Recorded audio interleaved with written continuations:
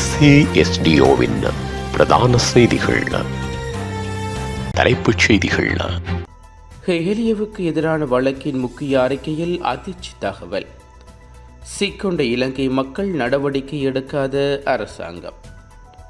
கோப்குழியின் செயற்பாடுகளை விமர்சித்துள்ள நாமல். பசுமாடு இறக்குமதி திட்டத்தில் பாரிய மோசடி அம்பலம்.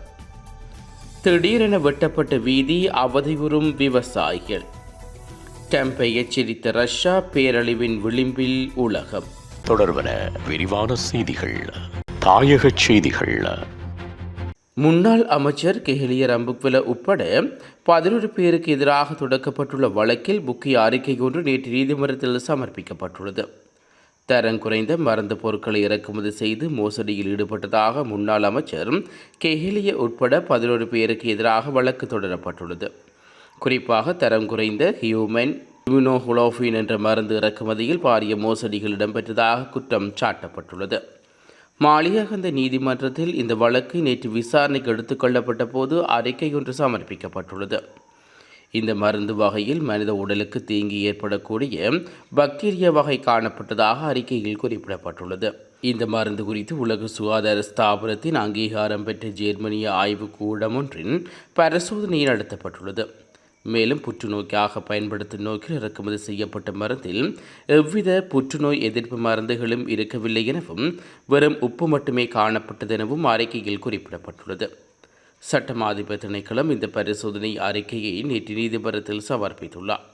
இந்த போலி மருந்து வகைகளை இறக்குமதி செய்வதற்காக அரசாங்கம் 1444 லட்சம் ரூபாய் பணத்தை செலவிட்டதாக தெரிவிக்கப்படுகிறது. இந்த வழக்கு எதிர்வரும் ஜூலை 16ஆம் தேதி மீள விசாரணைக்கு எடுத்துக் கொள்ளப்பட உள்ளமை குறிப்பிடத்தக்கது.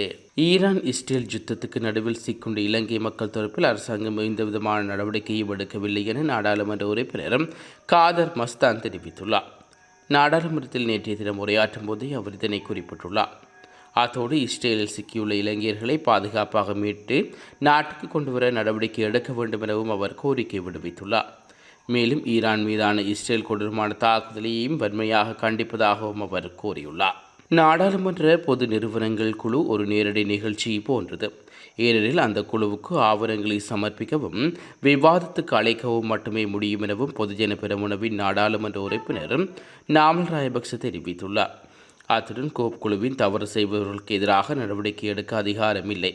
ஆனால் அதன் கண்டுபிடிப்புகளை ஊடக நிகழ்ச்சிகளை மட்டுமே உருவாக்க முடியும் என்றும் நாமல் ராயபக்ச கூறியுள்ளார்.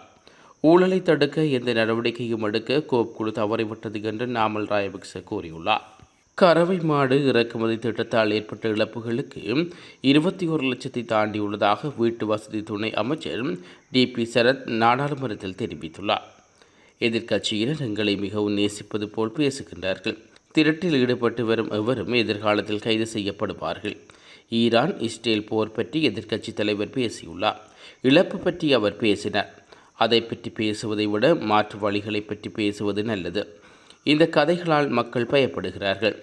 எரிபொருள் வரிசையில் மக்கள் எதிர்க்கட்சியின் செயற்பாடு நேற்று மக்கள் எரிபொருள் நிரப்பு நிலையங்களில் சண்டையிட்டு எரிபொருளை வாங்கிக் கொண்டிருந்தார்கள். பொறுப்புள்ள எதிர்க்கட்சியின் குறைபாடுகளை சுட்டிக்காட்டி மாற்று வழிகளை முன்வைப்பதாக இருக்க வேண்டும். எந்த காரணமும் இல்லாமல் மக்களை பயன்படுத்துவது இது ஒரு மிகப்பெரிய தவறு. கறவை மாடு இறக்குமதி திட்டத்தில் இன்று 21 லட்சம் ரூபாய்க்கும் அதிகமான நட்டம் ஏற்பட்டுள்ளது. அந்த இழப்பை மீட்டெடுக்க இந்த வழியும் இல்லை. இது இந்த நாட்டில் பொது நிதியை அப்பட்டமாக அளிப்பதாகும். இந்த திரட்டு 2014 தொடக்கம் 2020 வரை நடந்துள்ளது. இவற்றால் நாடு திவாலாகிவிட்டது. இந்த பொது பணத்தை திருடிய அனைவருக்கும் எதிராக நாங்கள் சட்டத்தை நடைமுறைப்படுத்துவோம் என்றும் துணை அமைச்சர் மேலும் கூறியுள்ளார். முல்லைத்தீவு மாவட்டத்தின் கரைத்துறை பற்றி பிரதேச சபைக்கு சொந்தமான பூதன் வயலிலிருந்து மதவளச்சிங்கன் குளம் செல்லும் வீதியில் பிரதான பாலம் ஒன்று மிக நீண்ட காலமாக சீர் செய்யப்பட வேண்டிய தேவையில் காணப்பட்டுள்ளது. குறித்த பாலத்தினை அமைத்து தருமாறு மக்கள் தொடர்ச்சியாக விடுவித்த கோரிக்கைக்கு அமைவாக தற்போது குறித்த பாலம் அமைக்கும் பணியானது ஆரம்பிக்கப்பட்டுள்ளது. குறித்த பகுதி அமைப்பினருடன் கலந்துரையாடாமல் திறரென பால வேலைக்காக பாதையை முற்றுமுழுதாக வெட்டி பாலம் அமைக்கின்ற பணிகள் செய்யப்பட்டு இருக்கின்ற நிலையில் அருகிலேயே மாற்றுப்பாதை ஒன்றை அமைக்காமல் மக்களுடைய போக்குவரத்து முற்றாக தடைப்படக்கூடிய வகையில் மோட்டார் சைக்கிள் மட்டும் செல்லக்கூடிய ஒரு சிறிய பாதையை மட்டுமே போட்டுவிட்டு குறித்த பாலம் அமைக்கும் பணி இடம்பெற்று வருகிறது.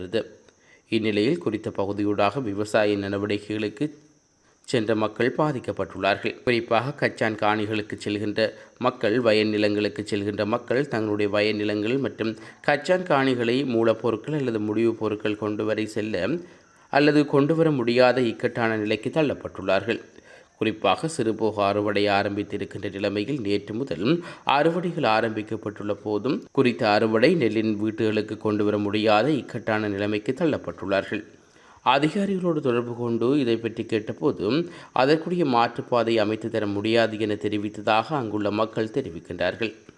எனவே தமக்கு உடனடியாக அந்த பாலம் அமைக்கின்ற இடத்தில் அதற்கு அருகாமையில் மாற்றுப்பாதை ஒன்றை அமைத்து தங்களுடைய நெற்களை வீடுகளுக்கு கொண்டு செல்வதற்கு, தங்களுடைய காணிகளுக்கு செல்வதற்கும் ஏற்ற வகையில் உழவு இயந்திரம் செல்லக்கூடிய வகையில் பாதை ஒன்றை அமைத்து தருமாறு மக்கள் கோரிக்கை விடுவித்துள்ளார்கள். மிகுந்த சிரமங்களுக்கு மத்தியில் விவசாய நடவடிக்கை மேற்கொண்டு தங்களுடைய விவசாய உள்ளீடுகளை உரிய வகையிலே தனது வீடுகளுக்கு கொண்டு வர முடியாமல் அந்தரிப்பதாகவும், எனவே இதற்குரிய அதிகாரிகள் உடனடியாக இதற்குரிய பாதையை அமைத்தருமாறும் தாங்கள் அந்த இடத்தில் பாலம் அமைக்க வேண்டிய மிக முக்கியமானது என்றும் வலியுறுத்தியுள்ளார்கள். உலகச் செய்திகள். ஈரான் மீது தாக்குதல் நடத்த அமெரிக்கா ஆலோசனை நடத்தி வருவதான தகவல்கள் வெளியாகியுள்ள நிலையில் பேரழிவுக்கு வெறும் சில மில்லிமீட்டர் தொலைவில் தான் உலகம் இருக்கிறது என ரஷ்யா எச்சரித்துள்ளது. ரஷ்ய வெளியுறவுத்துறை துணை அமைச்சர் சொர்ஜி ரியாவ்கோவ் வெளிநாட்டு செய்தி நிறுவனத்துக்கு அளித்த நேர்காணலில் இந்த விடயத்தை தெரிவித்துள்ளார். இதன்போது அமெரிக்கா இஸ்ரேலுக்கு நேரடி இராணுவ ஆதரவு வழங்குமானால் அது மத்திய கிழக்கு பகுதிகளின் நிலைமையை தீவிரமாக மாற்றும். தற்போது நிலவும் மோதல் அணுசக்தி பேரழிவை தூண்டும் அளவுக்கு உள்ளது. ரஷ்யா, இஸ்ரேலும் ஈரானும் தொடர்பில் உள்ளது என ரியாவ்கோவ் தெரிவித்துள்ளார். இந்நிலையில் அமெரிக்க ஜனாதிபதி ட்ரம்ப் ஈரானை எச்சரித்து, உங்கள் தலைவர் எங்கே இருக்கிறார் என்பது எங்களுக்கு தெரியும். நாங்கள் அவரை கொல்லப் போவதில்லை. ஆனால் உடனடியாக போரை நிறுத்த வேண்டும் என்ற நிபந்தனையின்றி சரணடைய வேண்டும் என்றும் கூறியதார். இதற்கு பதிலாக ஈரான் கடுமையாக எதிர்வினையுடன் எங்களை யாராலும் சரணடைய வைக்க முடியாது. அமெரிக்கா நேரடியாக இந்த போரில் ஈடுபட்டால் தீவிர விளைவுகள் ஏற்படும் என்று எச்சரித்துள்ளார். இவ்வாறான ஒரு பின்னணியிலேயே ரஷ்யாவின் குறித்த எச்சரிக்கை வெளியாகியுள்ளது. தொடக்கத்திலிருந்தே ஈரானுக்கு ஆதரவாக இந்த ரஷ்யா தற்போது இராணுவத்தையும் தயாராக வைத்திருப்பதாகவும் அறிக்கையில் தெரிவிக்கப்படுகின்றது. மீண்டும் தலைப்புச் செய்திகள். ஹெலியவுக்கு எதிரான வழக்கின் முக்கிய அறிக்கையில் அதிர்ச்சி தகவல். சிக்கொண்ட இலங்கை மக்கள், நடவடிக்கை எடுக்காத அரசாங்கம். கோப்குழியின் செயற்பாடுகளை விமர்சித்துள்ள நாமல். பசுமாடு இறக்குமதி திட்டத்தில் பாரிய மோசடி அம்பலம். திடீரென வெட்டப்பட்ட வீதி, அவதியுறும் விவசாயிகள். ட்ரம்பை எச்சரித்த ரஷ்யா, பேரழிவின் விளிம்பில் உலகம்.